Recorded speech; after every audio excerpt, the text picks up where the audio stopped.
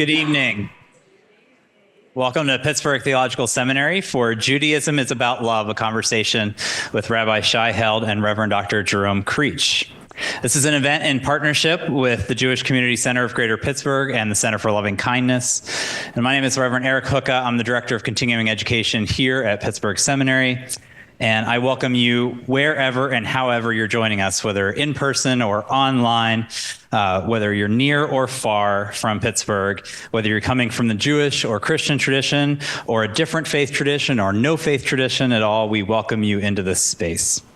This conversation has been more than a year in the making, and I'm grateful that you've chosen to spend your evening with neighbors as we explore the love which is at the heart of Jewish life and engage with the Hebrew Bible from two different faith traditions with these speakers and spiritual guides for this evening, Rabbi Shai Held and Dr. Creach. So if you're one of the, I think, more than 70 people who are connecting with us virtually or watching it later, there's going to be a Q&A time around 8 p.m. So if you're watching right now, live streaming, we just invite you to submit your questions in the chat or the Q&A at any time, and we'll do our best to get to as many as possible near the end, and we'll aggregate those as we go. If you're here in the room, you're also going to have the opportunity to ask questions during that Q&A time. And what we've actually done is we have some notepads and pens that I've put on the outside of many of the aisles. And if there's not one at the outside of your aisle, there are also notepads and pens on the two high top tables in the back corners. And you can use those to go ahead and write down a question at any time you think of it. And then we'll collect them at the end of the conversation going into the Q&A time, and we will ask as many as we can during that. If you are here on the Pittsburgh Seminary campus for the first time, welcome. Thanks for coming. And we want to let you know that there are restrooms straight out these doors, men on this side and women on this side. And there's also a water fountain out there as well. I want to lastly thank the JCC and Center for Loving Kindness for providing the refreshments for this evening, which are certified kosher. And so we invite you to help yourself throughout the evening. There's still plenty of things to drink and eat back there if you're feeling snacky this evening. So it is my privilege this evening to introduce Rabbi Shai Held, who's a philosopher, a theologian, and a Bible scholar. And I would also say it's not written in the bio that he gives to people, but I would also say just a fantastically engaging speaker.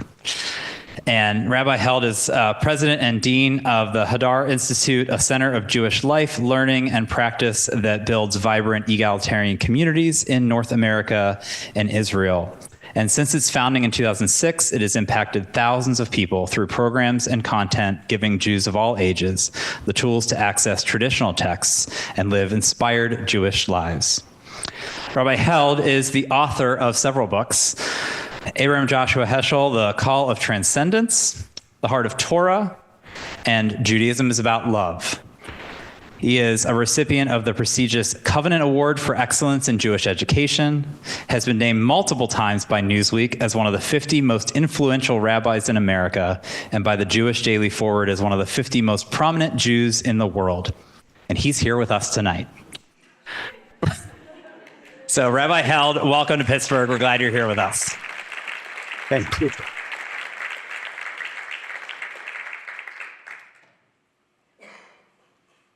Thank you. Hi, everybody. I'm Rabbi Hindi Finman. I'm the director of the Center for Loving Kindness at the JCC here in Pittsburgh. And really grateful to Reverend Eric Hooka. I always say your last name wrong. Hooka. Yeah, I did it. Good. It's been a real treat, actually, to be working alongside you on other projects than this one, and I hope that we can continue to collaborate in all different ways and really extend the invitation to all of you as well, that there are definitely going to be questions that are not answered tonight, that if you do want to continue the conversation, my office is open unless somebody locked the door. I really do extend that invitation to continue the conversation, whether that's here at the seminary or at the JCC or in other capacities. I want to say thank you to both of you for gifting us your wisdom and brilliance tonight, and I'm very excited to hear what comes of it. So I did something as a recent former student, I guess I'm always a student, it should not do. And that is use ChatGPT to write somebody's bio. And the reason I did that was very intentionally after watching the video of you talk about who you are that's on the website, the PTS website. And what came up was this statement, this is about Dr. Creach, of the importance of really knowing the Old Testament in order to be able to really understand the New Testament. And so there was a recent article in the New York Times that asks this amazing question of what's the role of AI and ChatGPT within religious spaces. And it put me into the same context of you got to know what happened before you got here, but you also have to stay with the current times. And so how are we adapting the knowledge that we came with to what's in front of us? So I'm going to do the academic nightmare of using ChatGPT to actually fact check your bio. So it's a little bit of an icebreaker activity. So if you're a student of Dr. Creach tonight, can you just raise your hand real quick? Okay. So y'all can help me out and just shout out, or if you know him really well, just shout out true or false. And because we're not arguing about biblical statements, you can actually say true or false. Okay? Does that sound okay? Great, here we go. Go for it. Dr. Jerome, FD, which doesn't say what FD stands for, Creach is the Robert C. Holland Professor of Old Testament at Pittsburgh Theological Seminary, where he has been a faculty member since 2000. His academic interests include Old Testament theology with a focus on the Psalms and Prophets and the application of biblical teachings to the life of the church. It's true. Okay. In addition to his role at the seminary, Dr. Creach has served as the pastor of Claysville United Presbyterian Church since 2011. He resides in Pittsburgh with his wife, Paige, who is also a minister in the Presbyterian Church, USA, and their son, Davis. Their daughter, Adir, lives in Portland, Oregon. False. False. Okay, well, okay, what's the truth on that? She doesn't live in Portland, Oregon. Okay, does not live in Portland, Oregon. Where does she live? In Vermont. In Vermont. Okay, close enough. Oregon, Vermont, same. Same.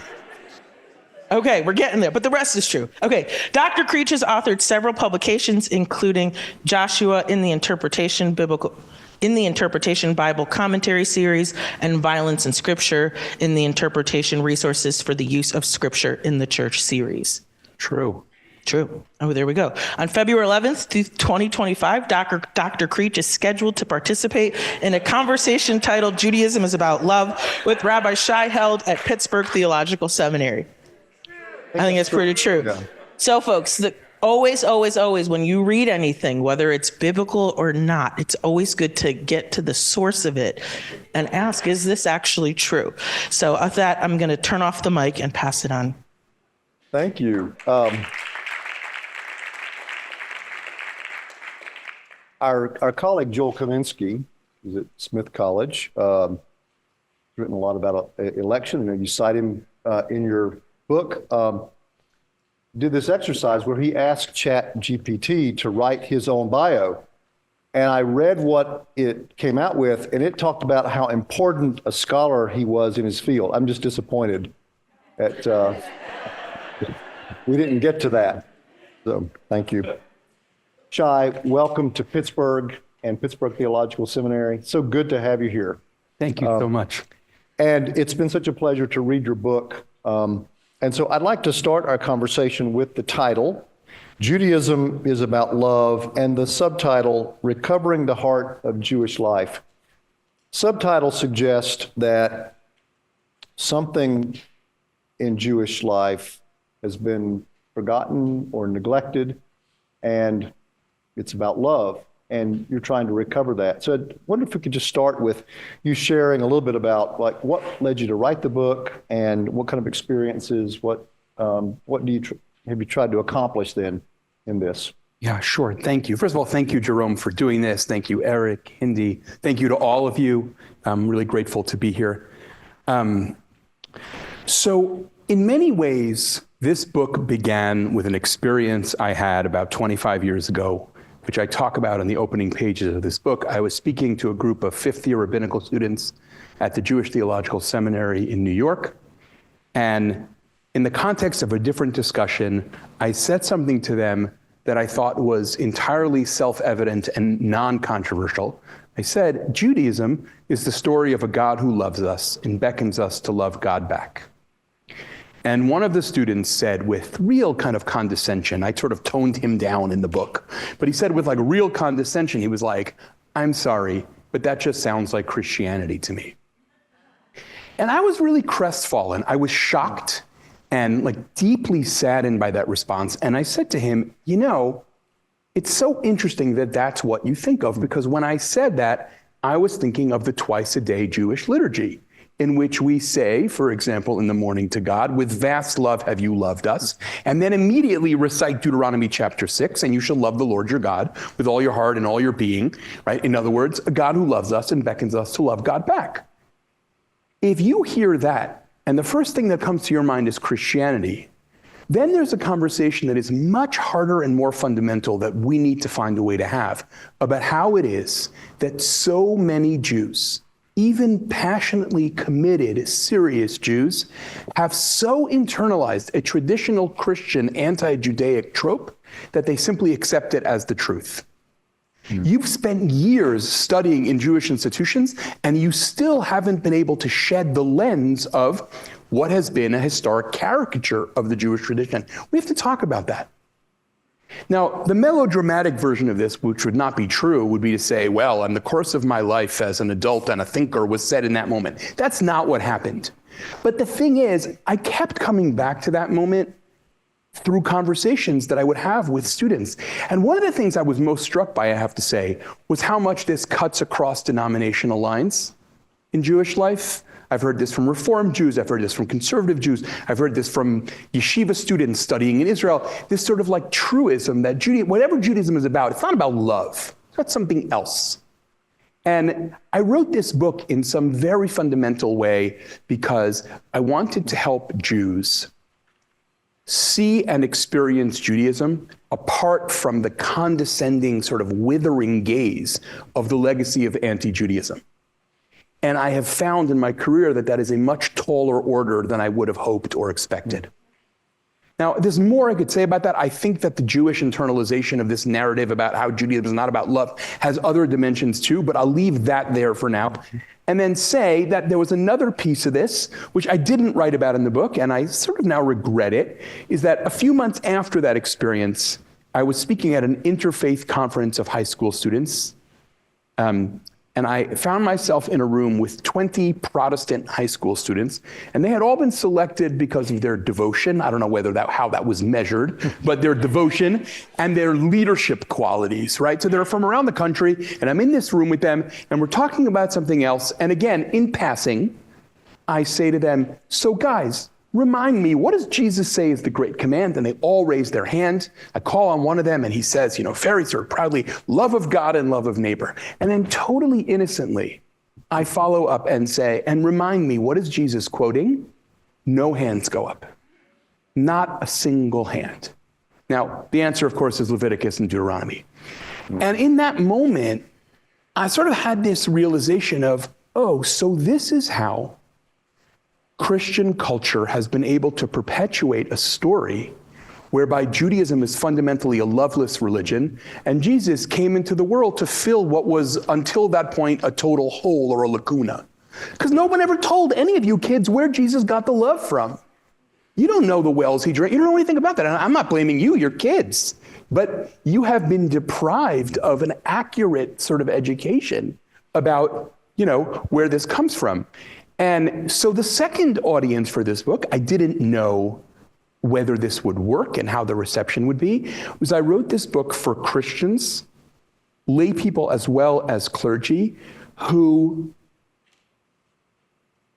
have the sense that what they were taught about Jews and Judaism is outdated and obsolete at best, and offensive and derogatory at worst, and want something else. I've heard from certain friends of mine who teach at mainly mainline Protestant seminaries that they hear from their alumni, I know I have to preach differently about Judaism, but I don't actually have any tools with which to do that. Mm-hmm. So I was delighted to hear, for example, that at Virginia Theological Seminary, alumni who ask for that are now given my book as a sort of, well, try this on for size, right? Like as a kind of different way of talking.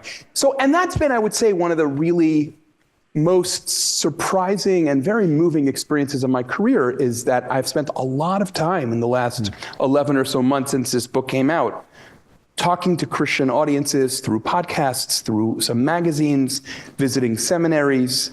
And, you know, I always say, like, I'm aware that it's a totally self-selecting crowd that wants to talk about Judaism and love.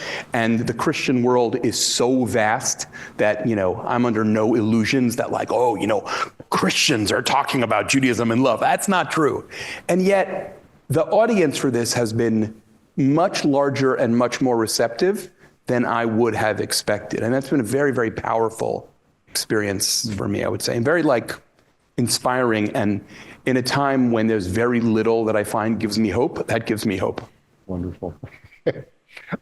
This is a big question, and we may need to come back to it from a number of angles. But love is kind of, in some ways, ambiguous, difficult to define. So what do you mean by love? And maybe we could think about how we get at that a bit. Yeah, great. So I appreciate being asked that because I think it's actually really useful to try and clarify. Love as I use it, and more importantly, love as I think Jewish sources tend to talk about it, is not primarily an emotion. It has emotional dimensions, to be sure, but it is not an emotion. It is more like an orientation, a way of holding myself in the world. The term that I came up with in the book that kind of always makes me laugh because it just sounds so pretentious to me, but it actually really helped me in my thinking, is I describe love as an existential posture. It's like a way I stand in the world. If the language of philosophy resonates for you, I would say love is a disposition to feel certain things, to act in certain ways, and to will certain things. Now, a disposition to feel something has to bubble up into feeling sometimes, or it's not a disposition to feel it, right? You can't say, like, I'm disposed to be compassionate, I just never feel compassionate. That doesn't make any sense, right? But it's important to distinguish the disposition to feel from the feeling. And that's not some like obscure philosophical point. That I think is actually a really fundamental human point that I wish I had kind of spent more time elaborating on the book, because the book is too short. And that is that you cannot build a spiritual life on a feeling, because feelings by definition come and go. Try meditating for 45 seconds and you'll know what I mean. Or the example that I always give, which is probably too personal and a little embarrassing, is if you've ever had the experience of waking up in the morning and thinking, oh, I am so grateful for the gift of life. And 4 minutes later, you're making breakfast for your kids who are fighting with each other, and you find yourself thinking, why was I born? Right? And you think, wait a minute, literally 4 minutes ago, I was just filled with love for everything that is. And now I basically hate everyone I've ever met, right? So you can't build a spiritual life on a feeling. You just can't do that. But you can build a spiritual life. I would say you have to build a spiritual life on cultivating a disposition to feel certain things and act in certain ways. And what I wish I had said more emphatically in the book that I've been talking about a lot as I travel is, it's actually actively damaging, I think, to tell people that the spiritual life is based on feeling something. Because what you end up creating in that situation is one of two outcomes. Either people lie to themselves about what they're feeling, and then religion actually is actively in the business of producing a shadow self that is really dangerous.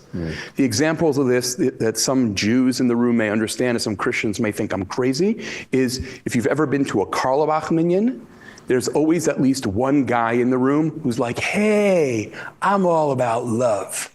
And meanwhile, he's like a simmering pot of rage, right? But he doesn't know that because he's internalized this narrative where he has to be about love all the time. And so he gets there by lying to himself about what he's feeling. That is religion at its most dangerous. Or at the opposite pole, people say, wait a second, if I'm supposed to love all the time, I'm out because I can't do that. So the thing about talking about love as a disposition is it is on the one level very daunting. Wait a minute, I'm supposed to orient my life around love? But on the other hand, it also makes it much more human and reachable. Because I can be disposed towards love, and what I'm feeling right now is just profoundly sad or lonely, or for that matter, angry, right? And there's no contradiction there. So when you talk about love as a disposition, you allow people the full range of human emotion and experience. I think that's like very important to make clear. I mean, the example of this that I often give that I think is a little more accessible for people is gratitude, right? Many years ago, it was the first time I was ever going to give a class about Jewish approaches to gratitude. And I always like to say this was the day when my colleagues began to ask why I draw a salary. I went to the library and I ordered every self-help book about gratitude that had been published in the last 25 years. And I get there and it's like a huge, stack of books. And since I'm a recovering academic, I will say I didn't read them, but I read at them. Right? I read the introductions, I read the conclusions. And the thing was that fully a third of these books said something like, the goal is to feel grateful all the time. And I thought, I'm sorry, but that's unhinged. Right? What if I'm, God forbid, driving home from my spouse's funeral? What if the oncologist just told me my child has cancer? What do you mean I'm supposed to feel grateful all the time? Meaning I'm not supposed to be a human being? Right? What the books should have said, and I assume deep down probably meant, if I can be that presumptuous, is I'm supposed to be oriented towards gratitude. But that's different, because I can be oriented to gratitude and feel incredibly hurt and feel lonely or terrified or anxious. So love, I think, is very similar to that, although we don't always think of it that way. It's really about a disposition. I like the way you talk about both of those as a way of standing in the world. It strikes me that love may be distinguished a little bit in that we're talking about other people, which is a big challenge. What kind of empowers love for other people to let you kind of have that outlook on the world and stand in the world that way?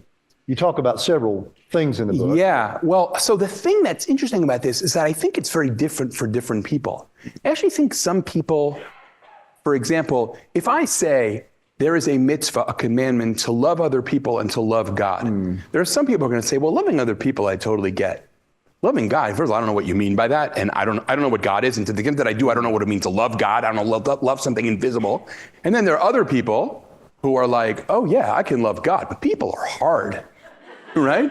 I mean, who has not had that thought now and again, right? I'd like to be alone with God as long as you leave me alone, right? So I do think it's different for different people. The thing that is very important to me to sort of draw out in this book is how important it is to Jewish sources from the Hebrew Bible to the present, often in very different registers, to say something like, love of God either leads to greater love for human beings, or it's not actually really love of God, right? And on some level, the sentence, I love God, but people I could do without, is fraudulent, right? And you have all kinds of different versions of this. One that I'll share because I never really thought about it until the, let's just say, lengthy years I spent working on this book, is the idea that part of what it means to live a spiritual life from a Jewish perspective is to come to see the world as God sees it, or to aspire to see the world as God sees it. And obviously that's a kind of presumptuous formulation because none of us actually know how God sees the world. But to see the world as we imagine God sees it. And that is almost always understood as in Jewish sources as to see the world through loving eyes. It's sort of funny how, and this is appropriate to share in an interfaith setting, I think, sometimes, you read something from either another religious tradition or from secular philosophy, and you think, oh, that's what all these Jewish sources were talking about, but I wasn't seeing it. So I was reading the philosopher Iris Murdoch, more famous, I guess, in the world for being a novelist, but a really interesting philosopher who spends a lot of her time talking about the centrality of the eyes in morality, how we look at other people, vision as a moral project. And it kind of reading her made me kind of go back and think, oh, so many of the sources of the Jewish tradition that I've been reading don't only talk about love as a way of acting or as a way of feeling or as a way of willing. They also talk about love as a way of seeing, right? Do I see people in the most generous possible light? Do I see people insistently as human beings? Do I question myself when I too quickly imagine that people are somehow, I don't know, if you ever had the experience, this is perhaps going to get me into a very embarrassing place. Have you ever been in a grocery store and someone walks by you, and by the time they've walked by, you have an entire narrative about who they are? Right? You caught yourself doing that and actually trying to say, like, wait a minute, you know what? I don't know anything about who that person is. For all you know, they're an incredibly vulnerable person who's suffering immeasurably right now. Can you just actually work on training yourself to look at the world differently? So I'm sort of very interested in the idea that piety requires a certain kind of generosity of seeing. I don't think that's the only way, for sure, but I do think that it's fundamental. And I'll also maybe just mention that Maimonides picks up from Aristotle, as almost everyone in the Middle Ages does, the importance of habituation, training myself, right? Like, compassion requires being in the habit of doing compassionate things, whether or not what I feel in that moment is compassion or not, right? It means actually holding the door for people, whether I'm in a rush or whether I have all the time in the world, right? And so it means, it's the small and the large. I mean, one of the things I argue in this book, for whatever it's worth, this is a little bit off point, but that there is really a line of continuity between caring about human rights and holding the door for people behind you. It's actually about whether there's a seamless whole to, wait a minute, there's a human being, an image of God, right here in this room with me. What kind of affect and attitude do I have towards that reality? I don't know if that's really an answer to a question, but it's a beginning. That's great. One of the things you talk about early on is simply seeing people through the lens of the first creation story. Every person made in the image of God. And you have this really fascinating interpretation of that too, where you talk about the world was made for each individual, So it really raises the stakes, I think, about how we see another person, think about them, and hopefully it helps to create some of that empathy and generosity that you're talking about. Yeah, that's made explicit, by the way, in 20th century Musar writers, kind of Jewish ethical self-cultivation, who talk about, well, why didn't God just start with 20 people? He could accomplish so much more, so much faster, right? And they sort of say, well, what the Torah wants to sort of bring out to us is no. Human value doesn't begin with communities. It begins with single individuals. Yeah. Right? An isolated individual who has no community is still infinitely valuable. In fact, they're a whole world. Yeah. Biblical scholars talk about love often in terms of covenant.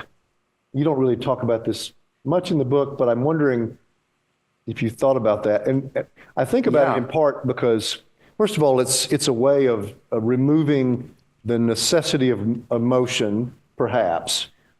But it also, I think, helps us deal a little bit with the opposite of that, or what we often think of as the opposite, which is hate. So if in covenant terms, we covenant with God, love God as a commitment, and with other people, to hate maybe then is to say, I'm not entering into covenant with them, but that doesn't mean that I'm against them and don't, in some sense, love them. If that makes sense. I mean, yes. So I think it's interesting to me that your reading of the book is that I don't talk about covenant. Well, you do, but I'm thinking about other things. Yeah, no, it's because it's interesting because, for example, the chapter about chosenness, or what Bible scholars like to call election, is kind of my attempt to sort of figure out what does it mean for God to enter a covenant with these people. But I do think there's a couple of ways that, at least I'll just say quickly, I mean, obviously to talk about covenant is to talk about everything, right?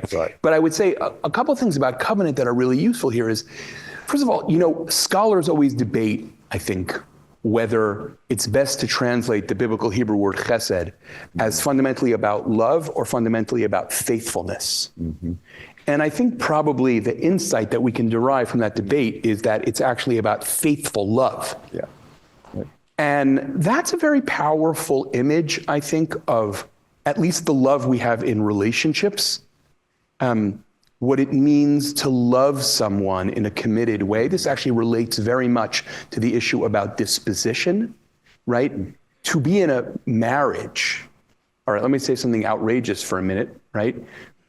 it's not really outrageous, but marriage is not built on the feeling of love most of the time. You can't have a marriage that will endure without a feeling of love, but marriage is based on the commitment to love, which means that I love you even when what I'm feeling is nothing, right?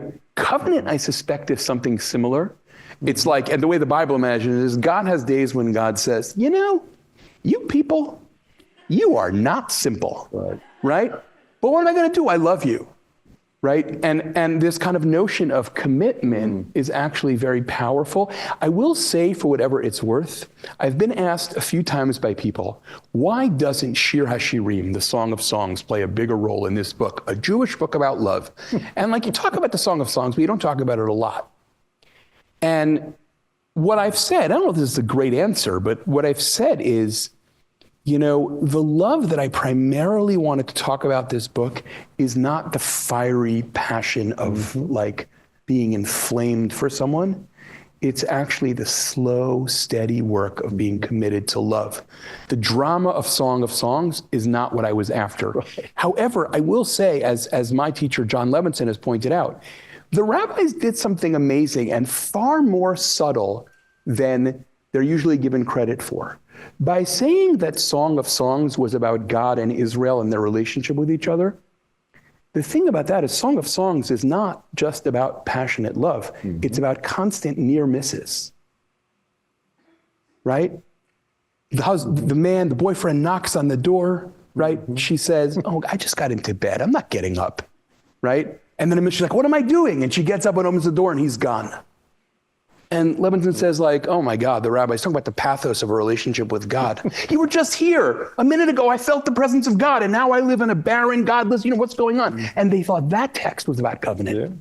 That's much more interesting than the rabbis thought that passionate love affair was God and the Jews. No, I mean, they did. But they also thought like a lot of near misses and the pain of a relationship that sometimes works and sometimes doesn't was God's relationship with us. That's like really interesting. That makes it just much richer and realer. Because I don't know about you, but like when I was a kid and I would hear certain like very traditional rabbis talk about Song of Songs, I'd be like, okay, that's great. I'll never live that.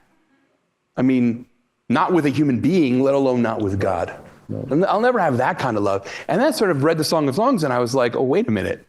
That's not what the Song of Songs is about. The Song of Songs is like, relationship is hard. But it's too fiery for what I was after. And I think covenant is, in a way, steadier. Yeah. No, that's great. When I was thinking about covenant, and I see why you bring election, and I want to come to that in a minute. I'm thinking about the love language in the story of David and Solomon. David and Solomon. I'm thinking of Song of Solomon now. David and Jonathan. And they make a covenant, and there's an interesting language. Their hearts are knit together.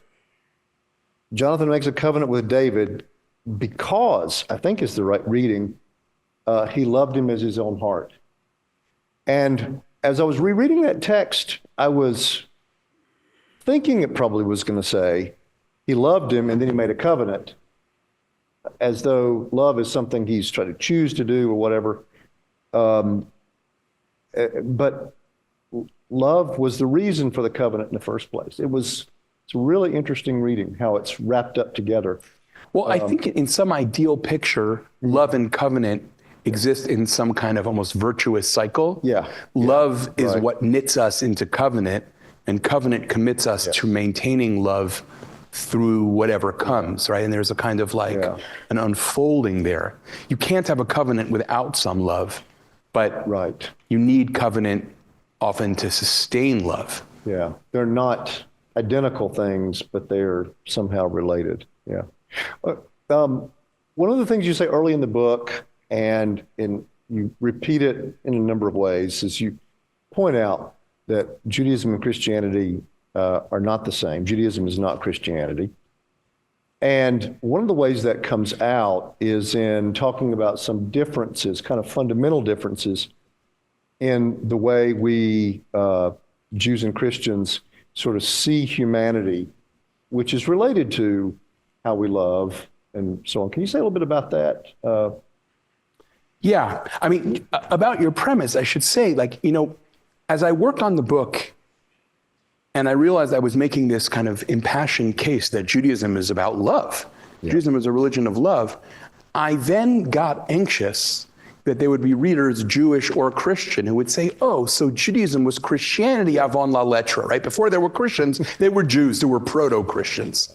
And I very much didn't want to say that. And I thought it was really important to also be explicit about, in a way that in the first draft of the book, I wasn't as explicit about, because it's sort of like it seemed obvious to me, but I realized it wasn't obvious at all, to talk about the ways that Jews and Christians have tended to think about love differently. I say tended to because traditions are obviously vast and highly variegated. Jews and Christians both say a lot of different things about every issue, right? But there do seem to be some different thrusts when it comes to love. The example that Jerome, I think you're talking about is that I think writ large, you can say that the Christian tradition takes a dimmer view of human nature than the Jewish tradition does. Now, I think that needs to be nuanced in two directions. One is, of course, that Christianity is hardly a monolith. I think Catholics would usually be quick to say, our view of human nature is nowhere near as dark as Martin Luther's, right? Right? I think I mean, in fact, I've had Catholics actually say that to me, right? Like, Christians disagree about this question. And yet, I do think it's still true that writ large, the Jewish tradition has a somewhat more positive view of human nature than the Christian tradition does. Now, the second caveat is, I don't think the Jewish tradition has as roseate a view of human nature as many liberal rabbis in the modern world have been inclined to suggest, right?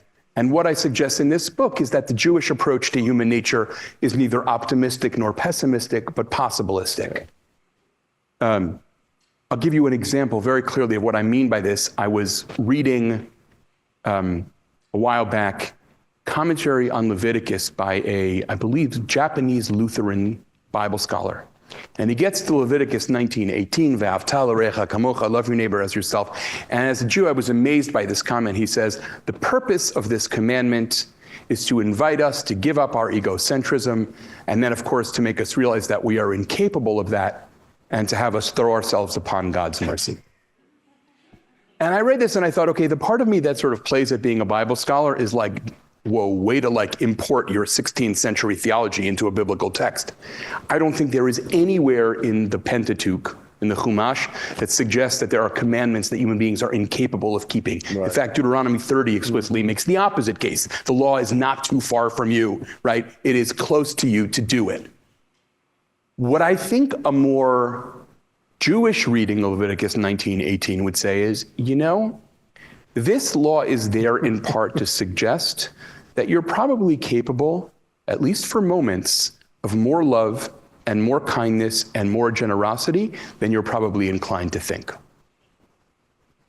Now, again, that's not intended to be naivete, right? I do not. So when the late, truly great rabbinic figure, Leo Beck, described Judaism as the religion of ethical optimism, I just don't think that's right. I think that is Beck actively reacting against German Protestantism. I think it is far better to say Judaism is the religion of ethical possibilism, right? You're more capable than you think you are. There's no one, according to Jewish texts, who doesn't sin, but you're not hopelessly depraved at all times.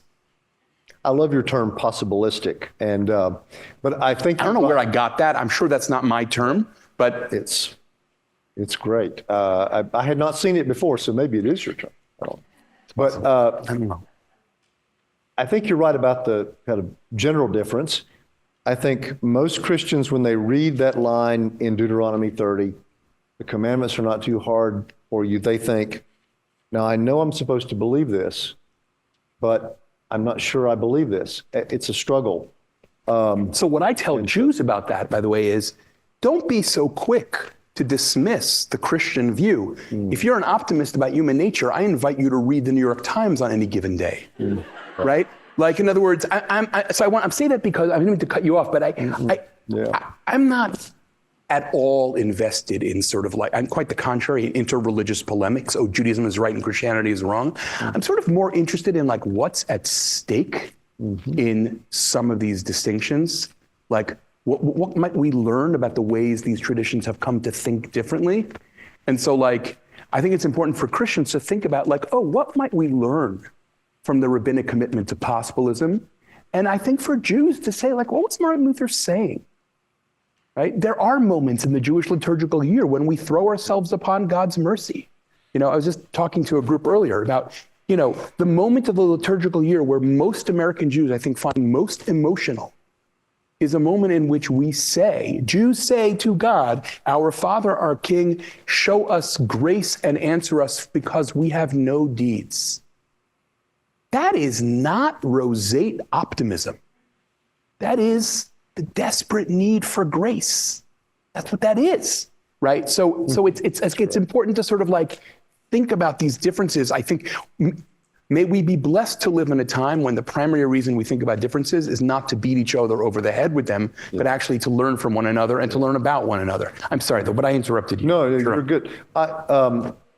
One of the, if I could say this about the book for those who haven't read it, I think it's a marvelous expression too of reasoning through this topic from a Jewish perspective. And what I mean by that is, if a Christian theologian or biblical scholar were writing a book that was titled, say, Christianity is About Love, or the Old Testament is about love, what we would do is we would start with a text and say, now this is the central text.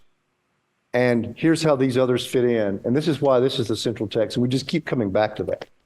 And you have this great quote in the book that to speak as a Jew is to quote, and then you kind of demonstrate how you're in a conversation through the ages, you know, not trying to say, here's one text that I'm starting with and I'm going to prove this because of that, but the weight of the conversation takes us in that direction. Is that sort of fair to how what you're doing would differ from what maybe a Christian scholar would do with a similar topic?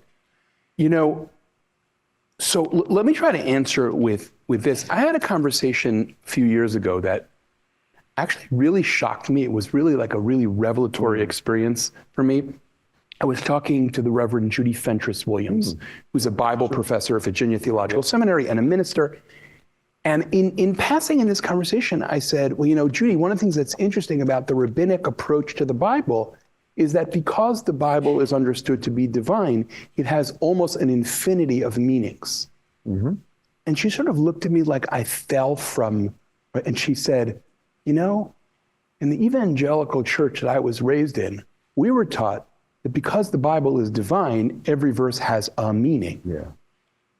And I was like, wow, that's amazing. That is like the most un-Jewish thing I've ever heard in my life, right? Like it's the most, like, a meaning, you know? Now, a larger scope of things, it's sort of un-Christian too, but many of us learned that. Right, exactly. Yeah. So that very much connects to your point, which is like, I was trying to construct these chapters where on the one hand, I'm trying to tell a story out of the sources of Judaism, but it's important to me to also stop, and this is one of the things, the footnotes, which are not for everyone, but one of the things the footnotes are about doing is saying, oh, by the way, if you want to see someone who thinks that what I just said is very problematic, here's 4 places you can go for that. Because I think that's actually how Jewish culture at its healthiest works, right?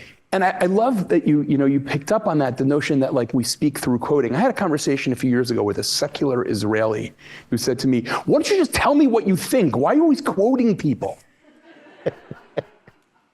And I was like, I hate to break it to you, but like I'm talking more Jewish than you are. That's right. Jews never really do that. And I actually I want to say that is ideally a posture of learning humility. Doesn't matter what I think. So I'll tell you a funny story I just had. This is just really relate to this. And this is the total innocence of a child. I'm working with my daughter on her bat mitzvah speech. And in her speech, she says something and then she says, and I was happy to find that Maimonides agrees with me.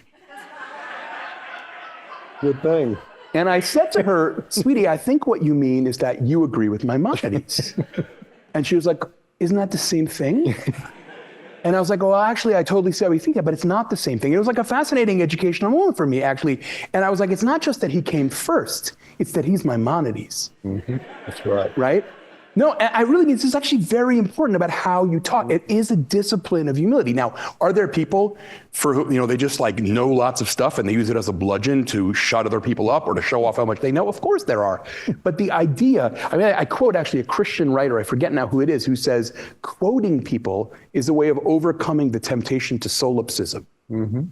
What matters is how I think, and what matters is what I think. No, what matters is that I'm an inheritor of an incredible conversation that's been going on for 2,000 years in response to God's call, right?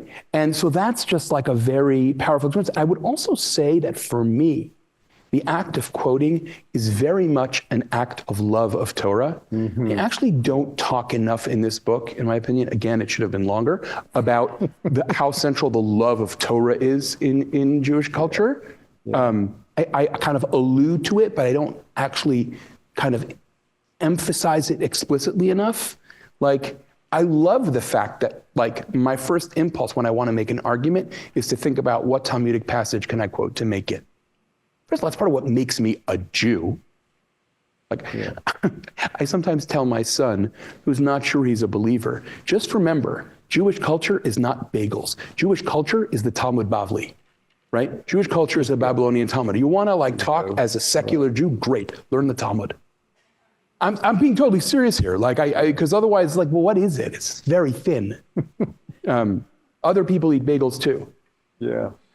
I'm being a little bit flip here, but now I've thrown 2 of my 3 kids under the bus. I'm wondering what I do with my 3rd kid now. Well, it's a great. I just think it's a great primer for anyone who wants to know Jewish thinking and Jewish theology and this subject, but it really gets at that. I mean, Christianity has done this too. I mean, and we're more and more, I think, looking to the history of interpretation, appreciating the, multifaceted meaning that we have in text. But I guess a lot of Christian biblical scholarship has been so influenced by the Enlightenment and by modern ideals, and we kind of have to overcome that. Would it be fair to say, I mean this actually quite seriously, even though it'll sound flip, Protestants are less Protestant than they used to be in that way. Oh, definitely. Right? In other words, it's not like, just go back to scripture and then interpret it. It's actually like, let's actually talk about what people before me have said. Sure. Right? There's a kind of... That's part of the meaning. Yes, that's right. Right. Sure. So I really appreciate that about the book and the way you weave the conversation. I wonder if we could just highlight a couple of texts, and I don't want to force you into saying this is a central text or the way that I would argue it, but there are some that it struck me that kind of kept coming back through the book. We've mentioned Genesis 1, which is obviously enormously important for our outlook on humanity. Exodus 34, 6-7. What's its place in this? And what's its place in this? So Exodus 34, 6 and 7, for those of you who don't know the Bible by heart, right? All of our students should know that. They have to take a Bible class. In English, the Lord, God merciful, gracious, Hashem El Rachum V'Chanun, for the Jews in the room.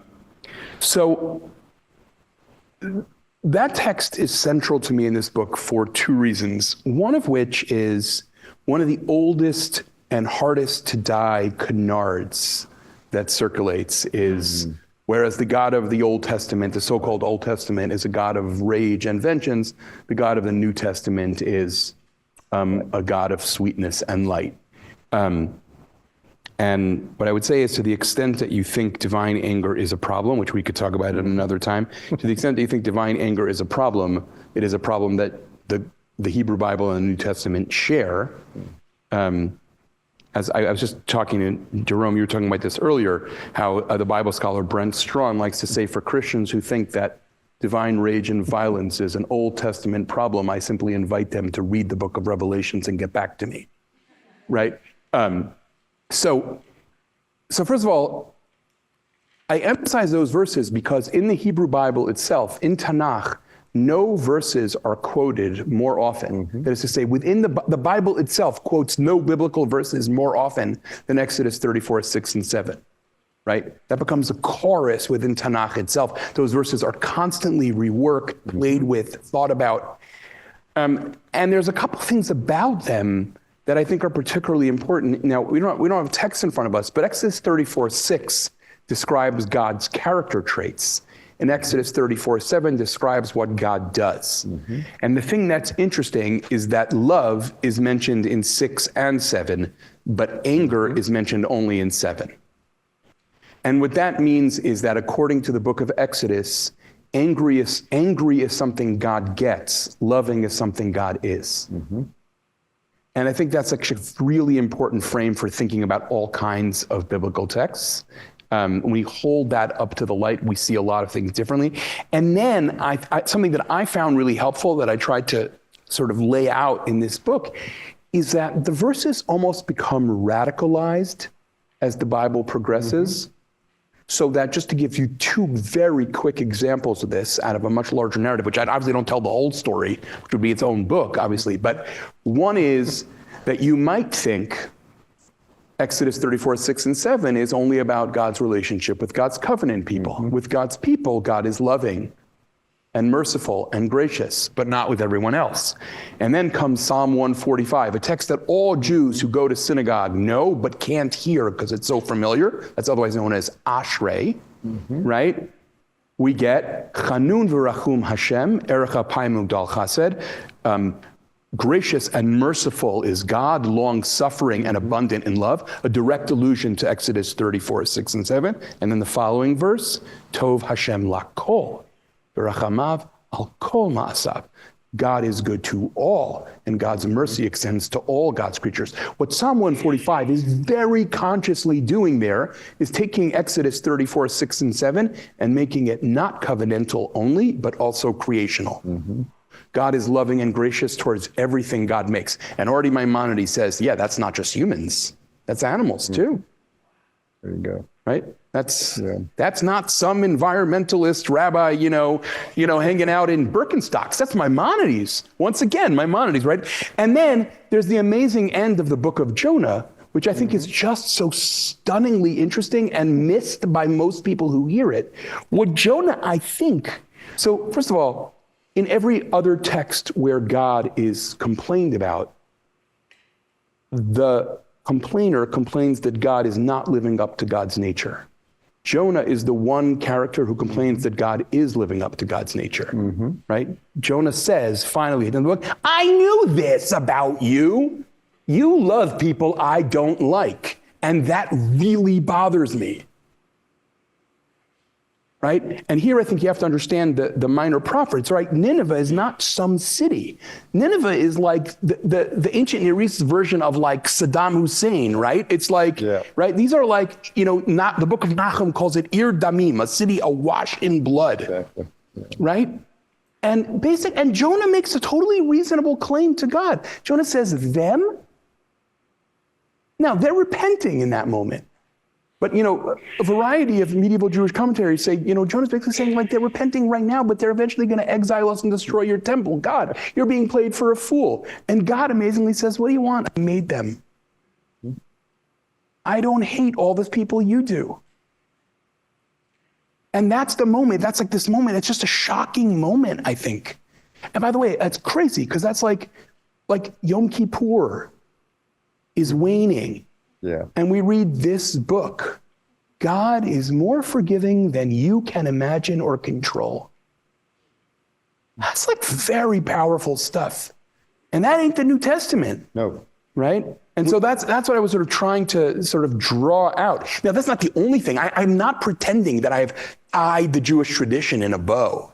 First of all, not only am I not pretending that, I don't even want to do that. Because I think part of what it means to live with a tradition is to live with its jagged edges.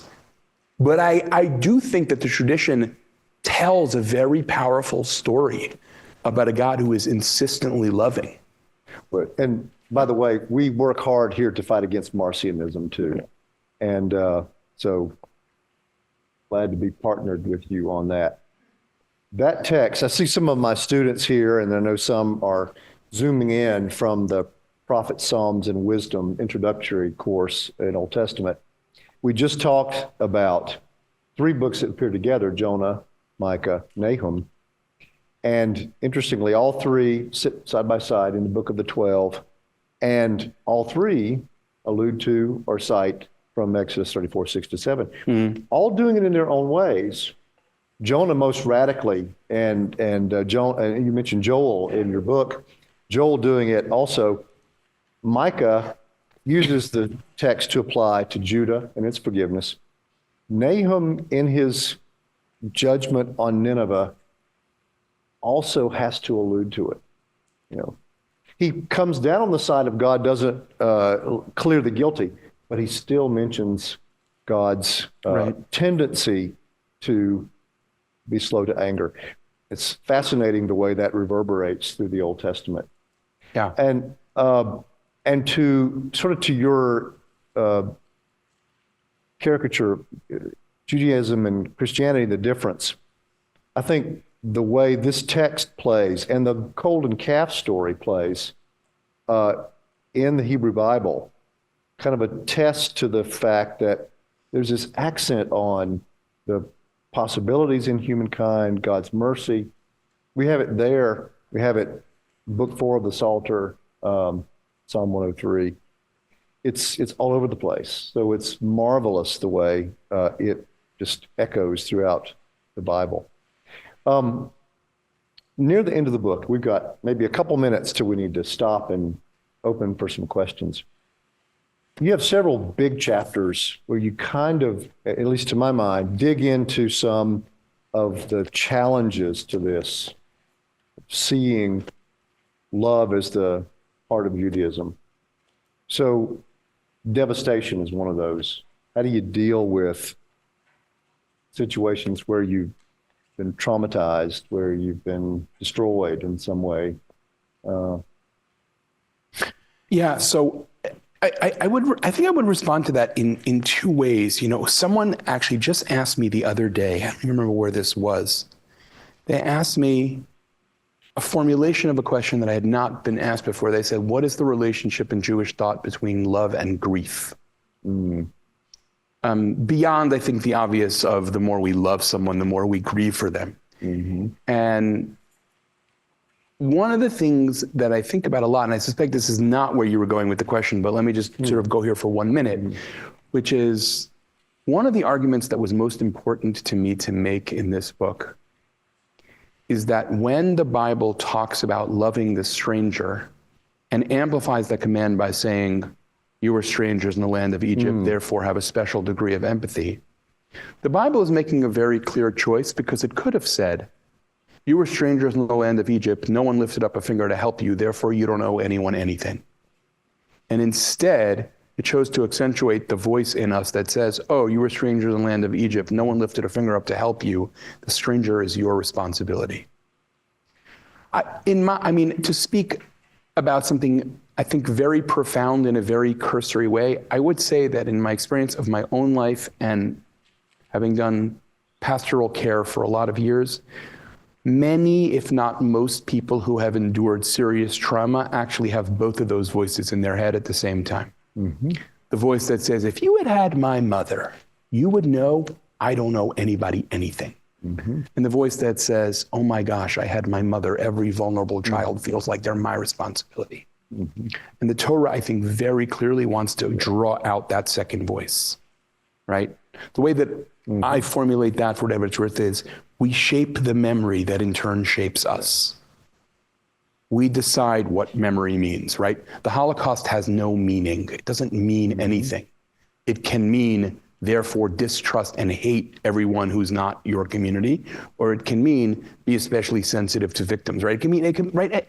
And the suffering in Egypt didn't have intrinsic meaning. We assign meaning to memory. So that's one piece. The other piece, and I'll just say this kind of quickly, is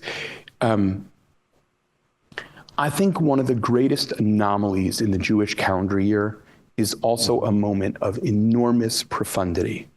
On the 9th day of the month of Av, we grieve for every conceivable horrible thing that has befallen us, right?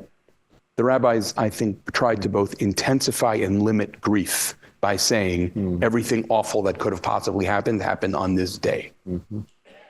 But if you read the Mishnah, the first code of Jewish law, literally the 2 paragraphs later, the text is talking about how the 15th day of Av is the happiest day of the year, or one of the 2 happiest days of the year, because that's when young women would go out into the field and they would couple off with men.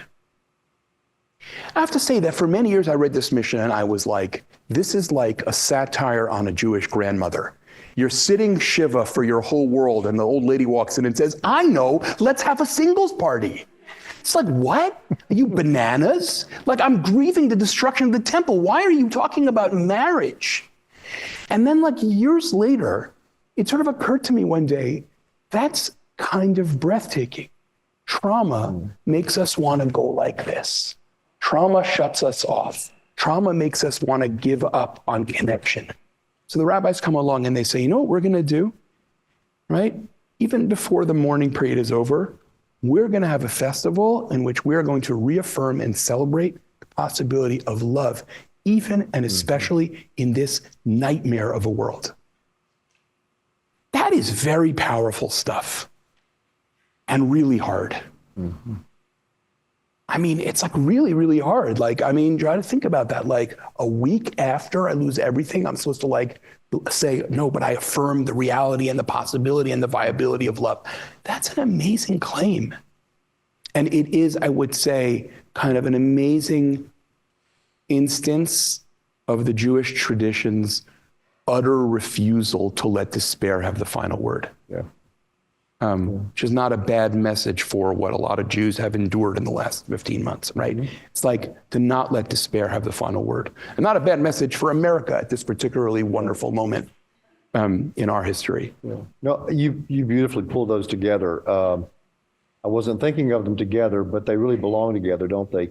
Yeah, I didn't think of them together until this minute either. But well, they're sort of separate chapters in the book, but we're in our grief and in our looking at others, we have to make a choice to love, to be empathetic, and that has to be nurtured by an understanding of who God is and how God has been with us and loved us. Right, but I think I would just say, and maybe with this we'll sort of end this piece, like I think the important piece is not that the 15th of Av replaces the 9th of Av. It's that it comes after. Right? It goes back to where I started earlier, right? You can't bypass grief because that's the invitation to a shadow self. Right? You don't bypass grief, you grieve. You read the book of Lamentations, that is some really hard stuff to read. Right? I like to sometimes think like for Jews who don't actually know Hebrew really well, you got to read that book in English sometime just to sort of like, whoa, like the grief and the rage at God and the despair at the world and like, right? And the swelter of emotions from one verse to another that captures so much of what it's like to feel betrayed, right? And abandoned, right? And guilty and anger at the suggestion that you should feel guilty, right? It's so much, like make space for all of that and for love. Beautiful. We need to stop and our conversation and let some others ask some questions and give you a chance. Here comes Eric. To them. Here comes Eric. Yeah. Well, first, thank you for this conversation. We thank them for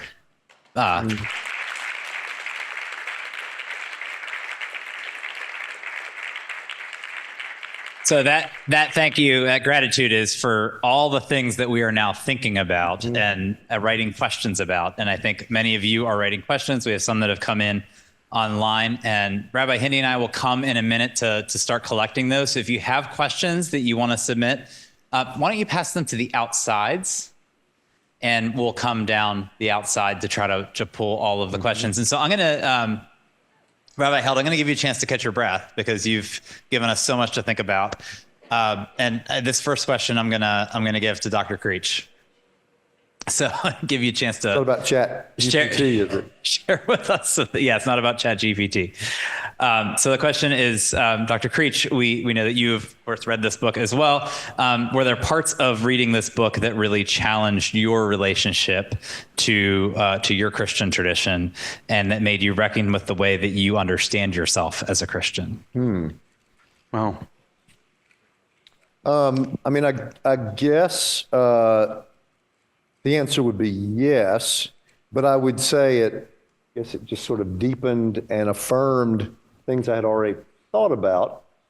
And more than anything else, I guess what I recognized in some of when Shai talks about his sort of dismay at hearing people in his own tradition say things like, Judaism, that's Christianity about love, right? I also think about my own experience in my own Christian tradition of people who think that the testaments are separate and they have nothing to do with each other, sort of, and that, I don't know, all kinds of ideas about that. But so I guess more than anything, I welcome the conversation as a kind of conversation partner to help deal with all those struggles that we have. And that we have regularly in class as we talk about what for us the Old Testament means and how it speaks to us as Scripture. In the Reformed tradition, we're sort of rooted in the Presbyterian heritage here, and I'm Presbyterian, and we see the two testaments as equally authoritative. And typically in worship, nobody stands up for the gospel in Presbyterian churches. Both are read, and it's the Word of God. So that helps me to see that, but we struggle with that sometimes. So your conversation just helps deepen that effort, I think.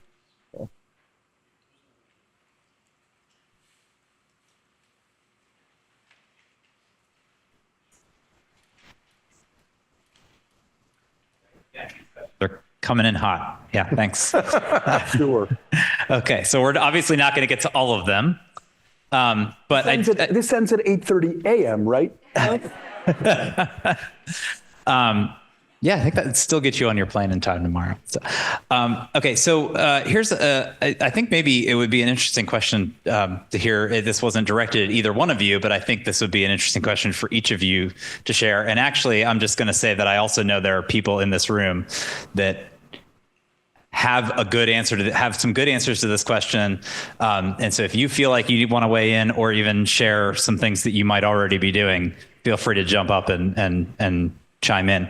But the question is, what advice would you give to Christian preachers who are preaching on texts in the New Testament that talk about Jesus and Jesus's relationship and sometimes conflict with Jewish leaders? And how do we encounter those texts as Christian preachers? And I think it would be really interesting to hear your perspectives, each of your perspectives on that question. I mean, my first instinct is to defer to you, not because I don't want to answer it, but because I think that's actually first and foremost the questions for Christians to wrestle with. I mean, I have thoughts about it, but yours are more important than mine. Well, yeah. I mean, first of all, it's a lot to accomplish in a sermon. You have to build this over time.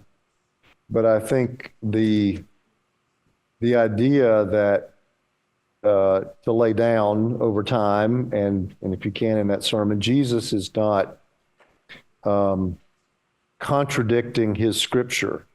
And there are lots in the first century, lots of disagreements going on within those who worship in the temple, who are making sacrifices, who are reading and the Torah and the prophets and the writings, and Jesus is one of those. So I guess I would try to find a way to not cast. Well, this is a difficult thing too, right? We've got this incredible mix of religious ideas in competition with each other in first century. the temple is destroyed in 70 CE.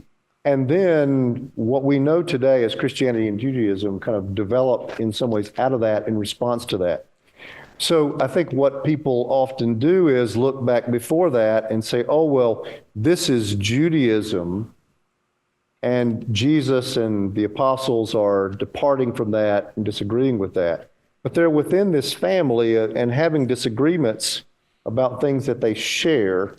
And then we do depart in markedly different ways, but it's because in large part, something that comes a little later. I don't know, I'm not saying that real well, but you may have another take on that. Yeah, I mean, it's a really hard question. And I will just say, like, I struggle with what the role of Jews ought to be and ought not to be as Christians try to wrestle with the problematic parts of their own tradition. Like, I feel like actually deeply agnostic about this question. Really, because I'm not totally sure what my place in that conversation is. But since I'm guessing it was a Christian who asked me that question, I will say a couple things about it. One is, it feels to me like the answer to this depends a lot on the Christian theological assumptions of the audience I'm preaching to. Right. I might say in a mainline church something differently than I might say in an evangelical church, not because I'm catering, to my crowd in that way, but because in a mainline church, I might talk about how, not everything in the Gospels ought to be authoritative or really imagined to be what Jesus said. I don't know that I could say that everywhere, right? So I think that that's sort of important to acknowledge, right? No question has an answer, or I don't know, no question. Many questions don't have an answer that applies equally in every setting. I think you can handle this question very differently in different Christian churches, just as you would handle a question about what to do with a difficult biblical text, maybe differently in a Reformed synagogue and an ultra-Orthodox yeshiva in B'nai Brak. Like, you just might say different things. So that's piece number one. The other piece I would say, which I think relates to what you're saying, Jerome, and I'm not married to this, I've really not thought this out, but people often argue in different ways within a community than outside of it. And one of the things that I think Christians largely forgot is that Jesus was arguing with members of his own community, right? Not with those perfidious Jews, but with people who didn't agree with him about this or that. It's just a very different thing. Like I'm living in this time where it's like, I don't want to argue with anybody, but like Jews, Jews argue differently with each other, right? And I think it's sort of what happens when that becomes, once Jews and Christians eventually divide, those texts start to sound totally different, right? Because then it's about them. It's not about like us arguing about something. And I think it's actually just sort of important to understand that piece.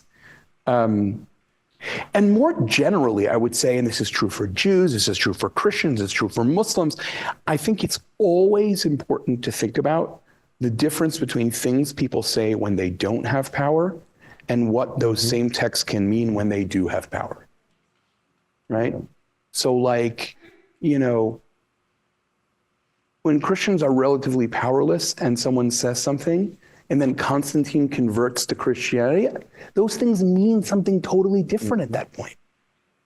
And by the way, the same medieval Jewish texts that deal with being persecuted by talking about how Jews are ontologically different than non-Jews become totally different when Jews have an army in Israel. Right? Like texts mean something different in context of power than they do in context of powerlessness, right? I often, pardon me for some Jewish inside baseball for a minute, but one of the classic texts of medieval Jewish philosophy, the Kuzari, which has some really troubling notions about Jewish uniqueness. What I always tell students is always remember to pay attention to the subtitle of that book, which is In Defense of the Despised Religion. That's a medieval text by a community that is trying to make sense. How can we be God's people when we are constantly, like Muslims and Christians just take turns beating up on us? So, right? That's a very different text when it then gets taught in a right-wing religious Zionist yeshiva. It's just different. So we always have to be conscious about how power changes the equation. And I think religious people, as a rule, are not always so good at that.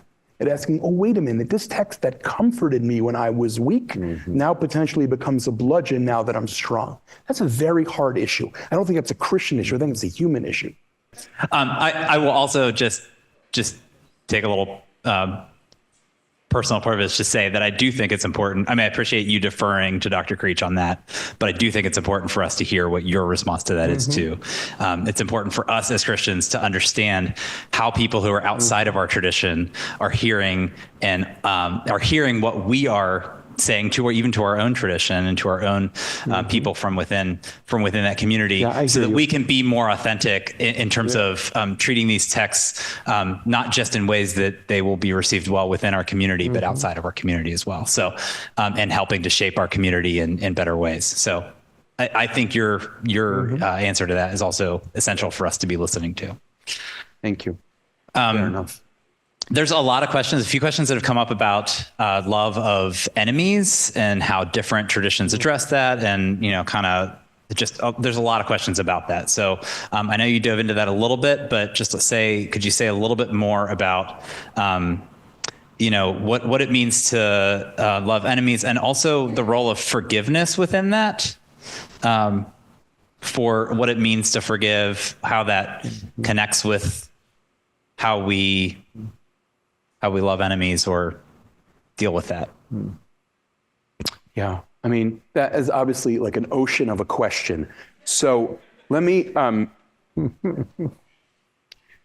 first say that in writing this book, the hardest chapter for me to write by far was the chapter about whether there is a mitzvah, commandment to love enemies, and what that means. And it was difficult for me for two reasons. One is that I found that there was such a kind of cacophony of voices that I had trouble figuring out what story to tell about them. And two, I mean, this is going to sound like a parody of myself, but I think I must have written something like 23 different conclusions to that chapter, because I would say to myself, okay, so what's the point I want to end with? And I would like bang something out and then like go to sleep and wake up the next morning, come back to my computer and be like, that's not what I think. And I finally got to the point where you can decide if this is a cop-out or an insight or both. I realized that maybe it's sometimes useful to say, religion is better sometimes at giving us better language for our questions than it is at pretending to have definitive answers to every question. And I feel like I was able, through the process of studying these texts, to think about the questions in more sophisticated ways. Now, that said, so I had this experience that maybe I should have written about, but so as I was researching that chapter, I started reading like, what are the things that New Testament scholars and Christian ethicists say that love of enemies means? Because they all seem to agree that Jesus placed a special value on love of enemies, but then they can't agree at all on what that means, right? It's like a very Jewish problem, right? Like, we agree that it's central. Now let's have an argument about what it means, right? And so I started like making a list on a pad of all of the things I had seen Christian writers say that love of enemies means. Non-retaliation, refusal of schadenfreude, repaying cruelty with kindness, right? Praying for enemies to change rather than wishing them harm. I looked at this list, and I'm looking at the list, and I'm like, well, you know what's interesting about this list? Every single item on this list is also amply attested in biblical and rabbinic literature, just not often with the envelope, and you shall love your enemy.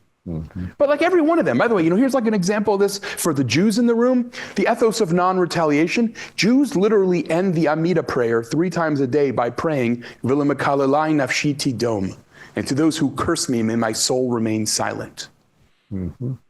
Right? Like, and I could give you a million examples of this, like one after the other, after the other, after the other. So what I then started thinking about, and this is something I wish I had said more clearly, this has become clearer and clearer to me over the course of being, as not surprisingly, in the last years since the book has been out, being asked this question again and again and again, often in very agonized ways by people. And some of you heard me talk about this earlier, but I think one of the things that bedevils discussions of love of enemies is we use the word enemies to mean too many disparate things. Enemy can be a guy who's my rival at work and I kind of can't stand him. It can be like, my cousin Zelda. We were in business together and she managed the finances. And let me tell you, she's basically a crook and I don't talk to her. And it can mean Saddam Hussein who wants to genocide me and my people. It's just not clear to me that it's helpful to ask the question in the form of, what is our obligation towards our enemies? Which enemies are you talking about? Because what became clear to me in the process of really thinking through this chapter over many months and working through these sources with different crowds, rabbis, lay people, different people of different political ideologies, is that the Jewish tradition is pretty emphatic that I am obligated to love enemies A and B. Right? Or the Hebrew Bible is emphatic, right? You see a guy you don't like, his donkey, or a guy doesn't like you, maybe more technically in the Hebrew, his donkey has fallen, you have to help him. Right? Like, you have to, your Aunt Zelda, who you your cousin Zelda, whatever I called her, who's a little bit of a crook and she's in the hospital and she can't pay her bills, like, you help. Where I think Jewish and Christian ethicists tend to disagree is whether I really owe love to enemy C. Now, even the Jewish tradition is complex about this because, for example, the Midrash says we don't say the full collection of Psalms for celebratory times on Passover because of the Egyptians and their suffering, right? That's not some, liberal 20th century rabbi in Manhattan. That's like a classical Jewish source that says that. And yet, I think Jewish sources are far more skeptical about the idea that I'm supposed to love people who are, violent, murderous maniacs who seek to harm me. One of the things that is worth keeping in mind about the difference between Jewish and Christian discussion of love of enemies is that for the most part, that discussion unfolded during times when Christians had power and Jews did not. That is extremely important for really trying to understand this. Jews were very wary about the idea they should love the people who were knocking down their door to murder their children. Just were. I quoted earlier that I recently asked Sarah Coakley, a very prominent contemporary Christian theologian, at a conference we're at. I said, Sarah, just clarify for me. Your understanding of the gospel is that you are commanded to love Vladimir Putin. And she said, I don't know how to do that, but yeah. And I said, well, that's very interesting because I think that's a place where Jews and Christians actually really, Judaism and Christianity are different. I don't think it's a mitzvah for me to love Vladimir Putin. I think it's an obligation for me, first and foremost, to protect his victims. Now, you might think it's first your obligation to protect his victims too, but I just don't think Jewish sources tend to talk about loving Vladimir Putin or Saddam Hussein or Sinwar. Just don't think they talk like that. And what I would say as a Jew in a candid conversation is, it's not clear to me that what Jesus says there, if that's what Jesus says, is an ethical improvement. It's like a bold thing for me to say, but it's not clear to me that's an ethical improvement. I guess I'll just add one other sentence if I could, which is that love of enemies, I think, requires us to think sometimes in more sophisticated ways about what we mean by love. Love does not always mean I want to hang out with someone. Love can mean I wish them a change of heart because I know that underneath the cruelty that they're currently displaying is a human being. Right? I think one of the most sort of like simple and powerful stories in the Babylonian Talmud is the story of Rabbi Meir and his wife Bruria. Rabbi Meir is kind of bothered by some kind of, I don't know what, hooligans, brigands in his neighborhood, and he gets so angry that he prays for them to die. And I think it's fascinating that the Talmud decides to put this insight in the mouth of a woman, his wife, who comes to him and says, what's wrong with you? Don't pray for them to die, pray for them to change. And he does, and of course, Talmud tells the story as a happy ending, and they do. Okay, but fine, but love of enemies might mean, I just pray that you see that the way you've conducted yourself is really right? And love can mean a lot of different things. It's not love. One of the things we have to do to think about love is like remove the layers of saccharin and syrup from it. Say that like love can be very hard, right? I pray that before you die, you own up to the crimes you've committed. That's a form of love, I think. When you say it, not because I want you to suffer by looking in the mirror, but I want your soul to be healed. That's very deep stuff, and we just need to think more. You know, Hallmark has done a lot of damage to our ability to think about love. So thank you for all of your questions. Those of you who are here in the room and those who are online, lots of really great questions we could not get to. I do want to give each of you a chance to just do some really brief, like within less than a minute each, closing thoughts. Jerome. Well, this is a marvelous book. It's so well nuanced, and I would just invite everybody to read it if you haven't bought it, do that. And just want to thank Shai for his work, for inspiring us, and for being here with us. Thank you. I mean, this is sort of a bit of a random thought, but I was thinking earlier today about how striking it is that the book of Ruth opens by situating itself at the time of the judges or the chieftains, Hashoftim, because that's a time of utter social and political decay, a time when society feels like it's on the verge of completely unraveling. And it's at that time that book chooses to tell a story about how one person almost literally loves another one back to life. And I don't think the book of Ruth replaces politics. I don't think that that's a helpful way of thinking about it, but it does remind us that even at times of immense darkness, right, we're capable of really profound kindness. And that is not a bad thing to hold on to in this moment of, let's say, social, moral, and political decay in this society. Still capable of immense kindness, and even potentially immense kindness across cavernous political divides. I think that that's worth sitting with. And I'll just sort of, one last sentence if I could.